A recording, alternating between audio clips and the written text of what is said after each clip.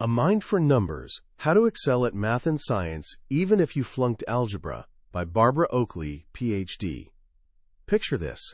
The secret to mastering something you're absolutely terrible at is to stop trying so hard. Sounds like some kind of Zen riddle, right?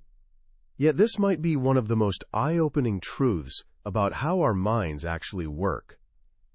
And it's something one woman had to discover through sheer grit and determination, transforming herself from someone who despised math into a celebrated engineering professor. Meet Barbara Oakley. As a kid, she was about as far from a math person as you could get. Numbers and science felt like trying to read hieroglyphics blindfolded. She bombed high school math spectacularly, finding her groove instead with words, languages, and culture. Russian fascinated her so much that she joined the U.S. Army, where they'd actually pay her to learn it, and boy did she excel. She became an outstanding linguist, absolutely crushing it. Then life threw her a wild curveball. The Army made her a second lieutenant in the Signal Corps, and suddenly this language virtuoso had to become an expert in radio systems, cable networks, and telephone switching equipment. She'd been tossed headfirst into a technological wilderness that felt completely alien. From expert to absolute beginner overnight. Talk about humbling. Staring down a future with pretty bleak career prospects outside the military, she faced a crucial decision. Could she actually pull off the impossible? Could she rewire her own brain? Transform from someone terrified of technology into someone who genuinely understood it? From math-phobic to math proficient? Nobody she knew had done anything like this, especially from the depths of mathematical despair where she found herself. But she decided to give it a shot. And wow, was it brutal.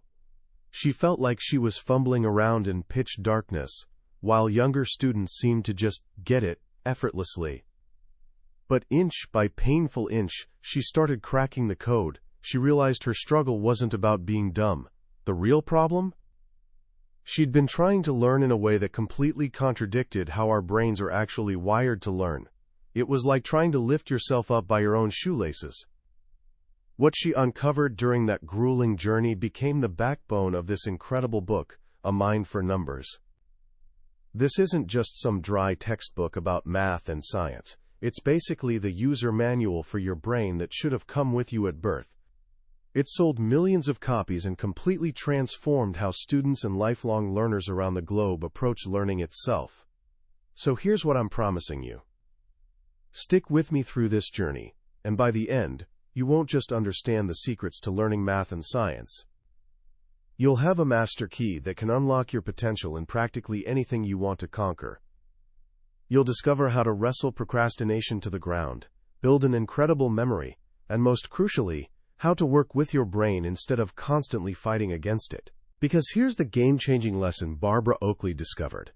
Being good at something isn't just who you are, it's who you become. And today, we're diving into exactly how that transformation happens. Let me paint you a picture.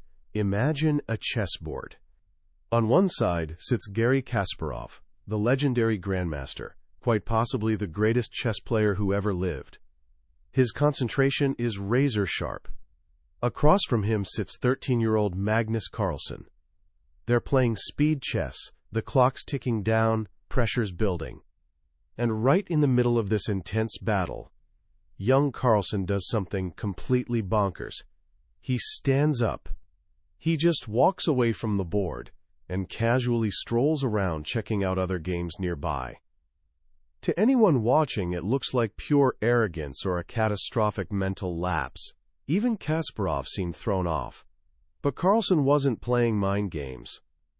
He was tapping into a secret weapon, an instinctive grasp of how our brains operate in two completely different ways. And he'd go on to become the youngest, top-rated chess player in history. So what was he doing? This brings us to the first and arguably most powerful concept in A Mind for Numbers. Our brains operate in two fundamentally different thinking modes. Dr. Oakley calls them focused mode and diffuse mode. You can't be in both simultaneously, it's either one or the other. Focused mode is exactly what you'd expect. It kicks in when you're concentrating hard on something specific, like when you're crunching through a multiplication problem, following chemistry experiment steps, or conjugating Spanish verbs. It's laser-focused attention, logical, step-by-step, analytical. Dr. Oakley uses this brilliant metaphor. Imagine your brain as a pinball machine. When you're in focused mode, the rubber bumpers are packed super close together. Launch a thought, and it bounces rapidly along familiar, well-traveled paths. Perfect for problems you already know how to solve. The thought zips smoothly from bumper to bumper until, ding, solution found. But what happens when you're tackling something completely new, or when you're totally stuck on an unfamiliar problem? That's when focused mode becomes a prison. Because those bumpers are so tightly packed, your thought gets trapped bouncing around the same tiny area. You keep hammering away with the same wrong approach, hitting the same bumpers repeatedly, while the actual solution sits in a completely different part of the pinball machine, totally unreachable. This is called the Einstellung effect. It's when your initial idea blocks you from seeing better solutions. You're so locked into one approach that you become completely blind to other, often simpler, possibilities. Ever spent hours wrestling with a math problem, only to have the answer suddenly pop into your head while you're in the shower or out walking your dog? That's the other mode working its magic. That's diffuse mode. Diffuse mode is your brain's panoramic view setting. It activates when you relax your attention and let your mind wander freely. Think of it as that same pinball machine, but now the rubber bumpers are spread way far apart. Launch a thought, and it doesn't get stuck in one corner. It can travel vast distances, leaping from one brain region to another, connecting ideas that seemed completely unrelated. Diffuse mode isn't for working out fine details. It's for gaining fresh perspective.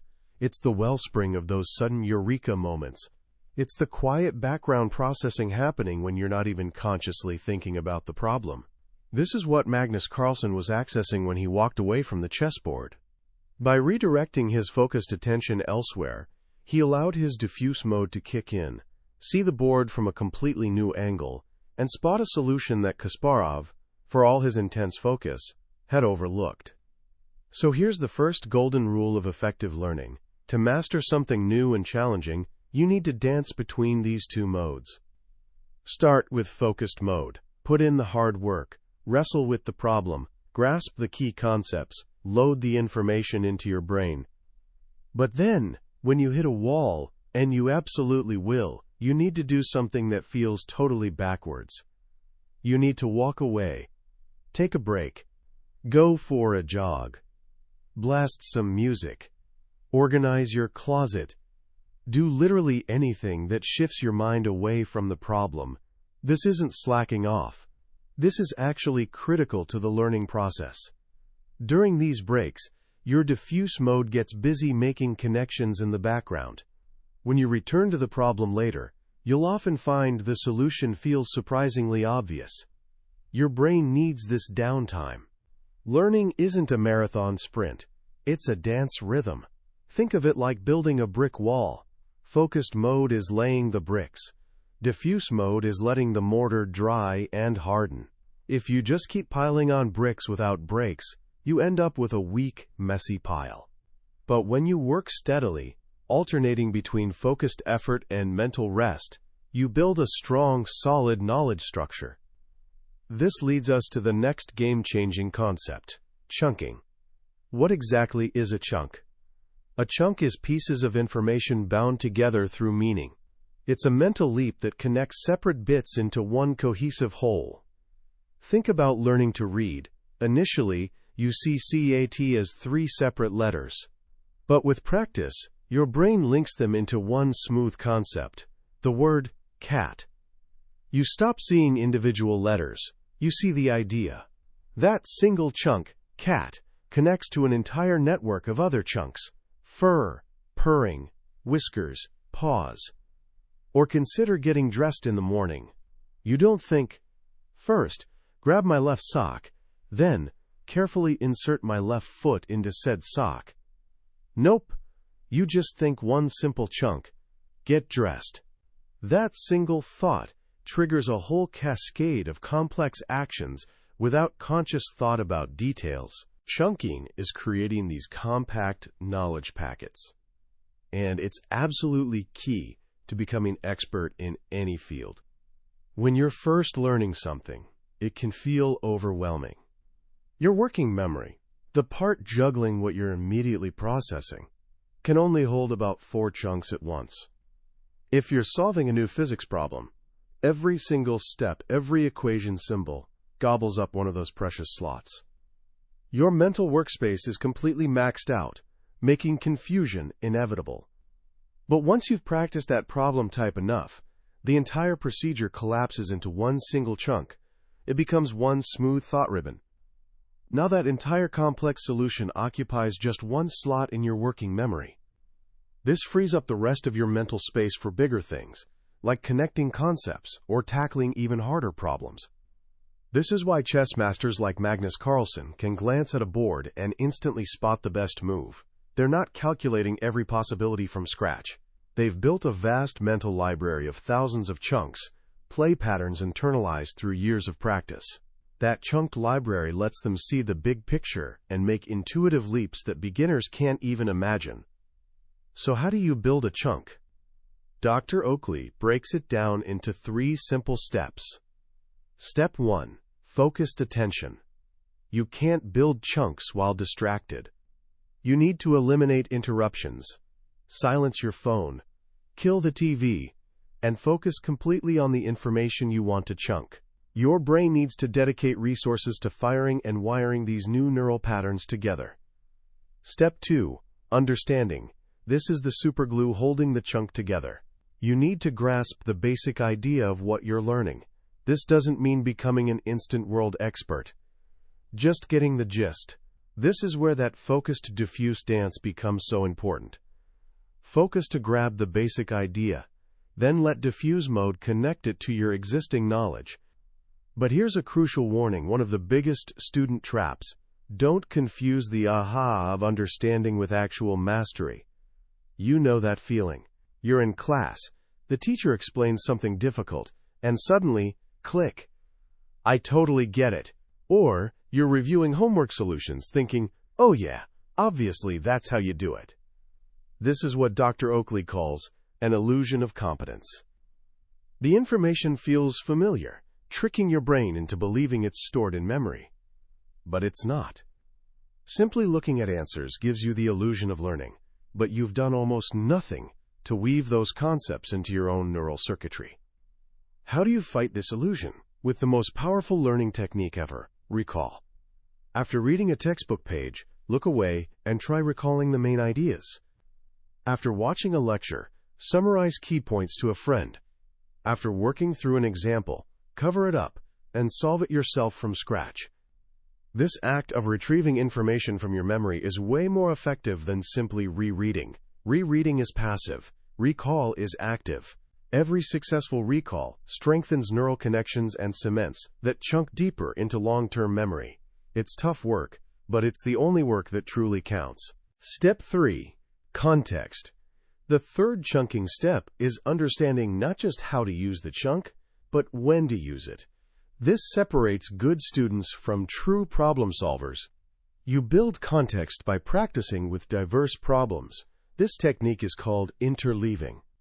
Instead of doing 20 identical problems in a row, which is called overlearning and can waste time, you mix it up. Do a Chapter 3 problem, then Chapter 1, then another Chapter 3. This feels harder. It feels less productive than breezing through identical problems. But that struggle signals deeper learning. You're not just learning to use one tool, you're learning to choose the right tool from your entire toolbox. This builds flexibility and creativity. So, recap the path to mastery. Use focused mode to start grappling with concepts. Take breaks to let diffuse mode connect the bigger picture. Build solid chunks through focused attention, understanding, and recall. Then learn when to apply those chunks through interleaved practice. It's an elegant, simple process. But there's a monster standing in the way for so many of us. a monster whispering sweet nothings about later and tomorrow. That monster is procrastination. Why do we procrastinate? Neuroscience gives us a surprisingly straightforward answer. We procrastinate on things that make us uncomfortable. When you even think about doing something unpleasant, like studying for that brutal calculus exam, the pain centers in your brain actually light up. It genuinely feels, on a neural level, like a tiny jolt of pain. So what does your brain do? It hunts for a way to stop that pain. And it finds a super effective one, shifting attention to something more pleasant. Suddenly, scrolling through your phone, watching random videos, or organizing your sock drawer seems critically important. And it works. The moment you shift focus, that uncomfortable feeling vanishes. You get a little pleasure hit, a temporary reward. Just like that, you've reinforced a habit. Procrastination, Dr. Oakley explains, is a habit. And like all habits, it has 4 parts. 1. The cue. This is the trigger. Maybe it's a time of day, a location, or feeling bored or anxious. It's the signal launching your brain into its procrastination routine. 2. The routine. This is the zombie-like action you take. Instead of opening the textbook, you open social media, your brain's pre-programmed response to the cue. 3. The reward. This is the temporary relief and pleasure from avoiding the uncomfortable task. The reward makes the habit stick. 4. The belief. Over time, you start believing this is just who you are. I'm a procrastinator. This belief supercharges the habit's power. Procrastination is like tiny doses of poison. One dose won't kill you. You can even build tolerance. You can pull an all-nighter and still pass. And that little victory serves as a reward, encouraging you to do it again. But over time, the poison accumulates. You fall further behind, foundations become shaky, and eventually, stress and poor performance become crushing. So how do you fight it?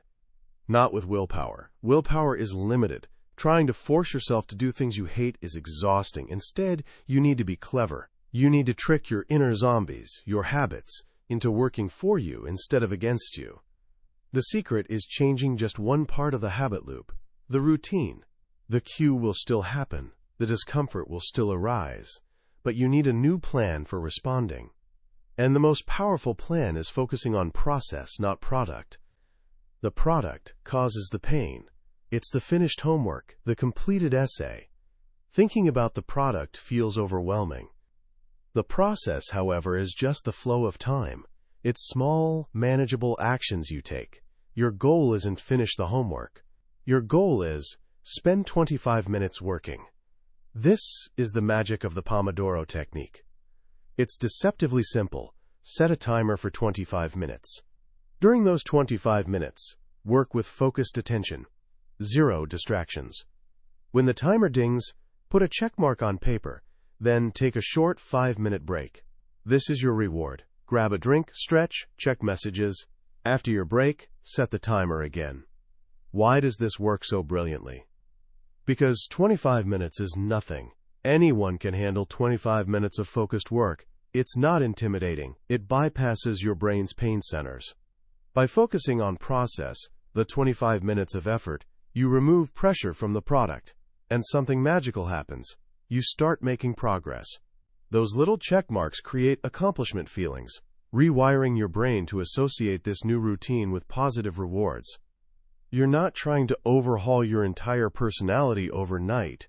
You're just building one new, simple routine. And over time, this new habit grows stronger than the old one. Another key to taming procrastination is creating weekly and daily to-do lists. Write it the night before. This accomplishes 2 things.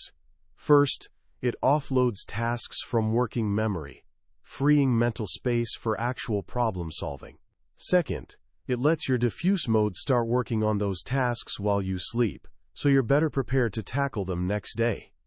And when making your list, remember this powerful advice. Eat your frogs first. Do the most important and most disliked task first thing in the morning. That one victory can set a positive tone for your entire day. Finally, let's talk about building truly powerful memory. We often think of memorization as dull, brute force work. But Dr. Oakley reveals it can be one of the most creative things you do. The key is tapping into your brain's most powerful memory system, your visuospatial memory. We have an incredible, almost unlimited capacity for remembering images and places. Think about it. Can you remember your childhood home's layout? The route to your school? Of course you can. Your brain is built for this. So how do we harness this superpower for learning? One of the most ancient and powerful techniques is the memory palace. You choose a place you know intimately, your house, for example, and you use it as a virtual notepad. Say you need to memorize the 5 epidermis layers for biology. You could create bizarre, unforgettable images for each layer and place them in different rooms of your memory palace. You walk through your front door, and there's a gigantic, spiky cactus spinning wildly stratum spinosum.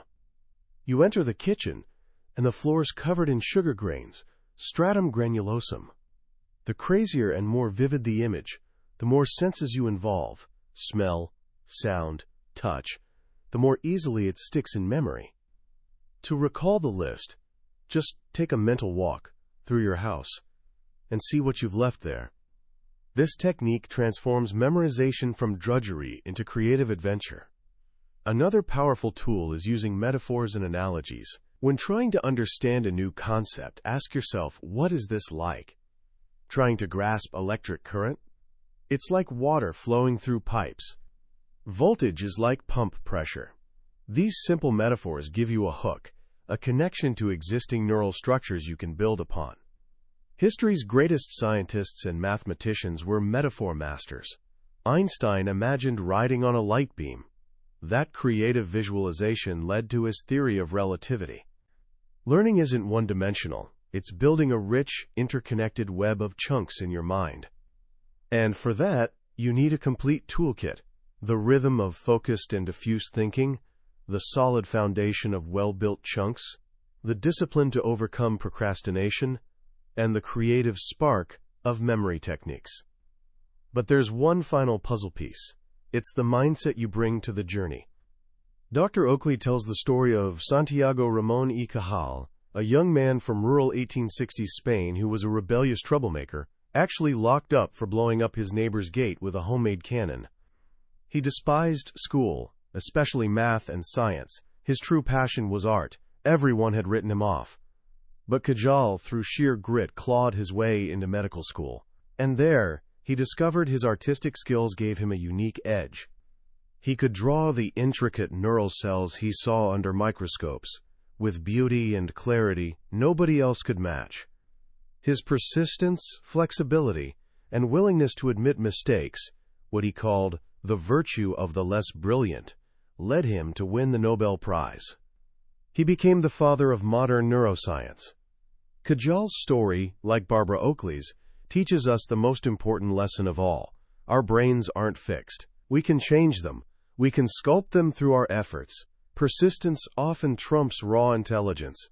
In fact, sometimes being a slower learner can be an advantage. You might be grappling with material at a deeper level, asking foundational questions that quicker students gloss over.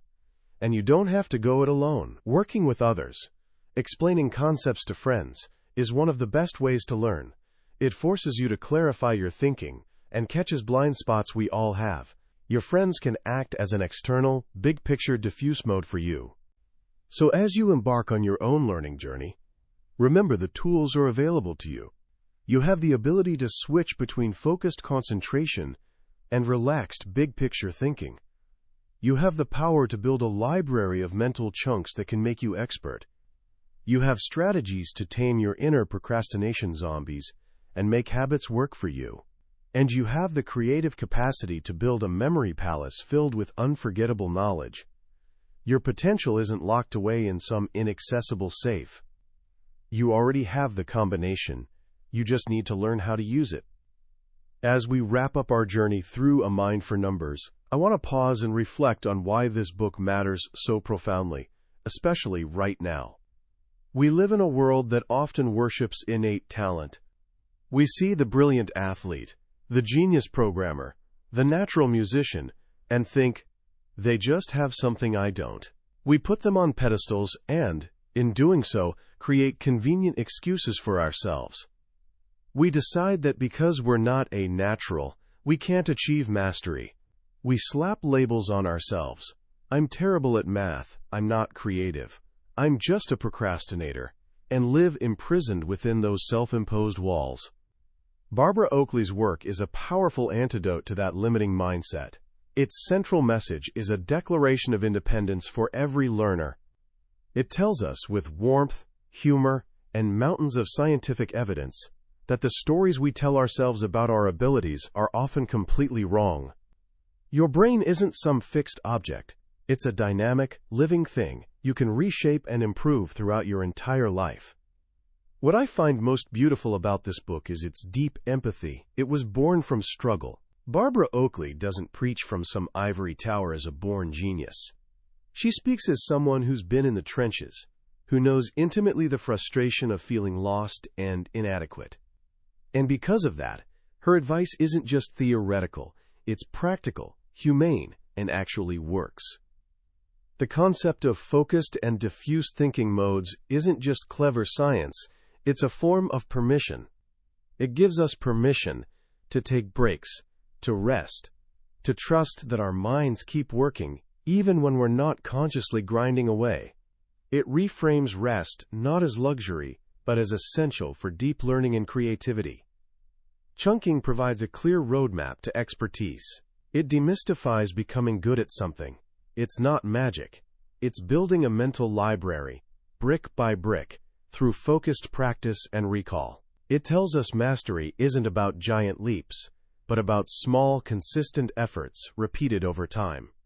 And perhaps most transformatively, her approach to procrastination changes it from a moral failing into a solvable mechanical problem. By framing it as a habit loop, cue, routine, reward, she removes shame and guilt. It's not that you're lazy or undisciplined, it's that your brain has faulty code running. And she gives you tools, like the Pomodoro technique and focusing on process over product, to rewrite that code. So what can you take from this today? How can you start applying these ideas right now? Let me suggest 3 small experiments.